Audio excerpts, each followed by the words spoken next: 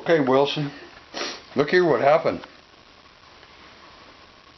Your connector off your big bolt head, whatever you want to call this connector, it failed because it was a bad soldering joint.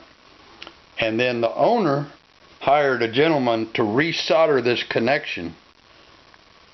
And look what he did.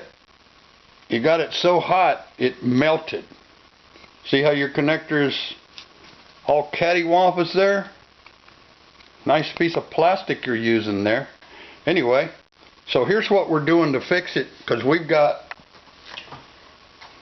a new part from you, and I'm not going to try to solder onto these huge posts and end up with the same result, melting this flange.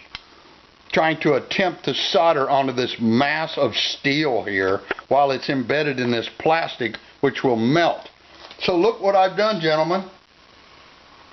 I've fabricated these little brackets, which I have crimped onto your wires, and now I'm going to solder onto these wires. And then I'm going to take this nut off here, and I'm going to slip my connector onto this post and put that nut back down on it. Now I will have a soldered, strong electrical connection without attempting to solder to this massive post and melt the terminal.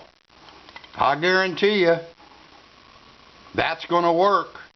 Now, I may not be able to build a carbon fiber monocoque Ferrari body speaker cabinet, but I'll tell you what, I can damn sure figure out how to connect a jack plate without melting the thing. So anyway, maybe you might consider this as a design change. Anyway, you're welcome.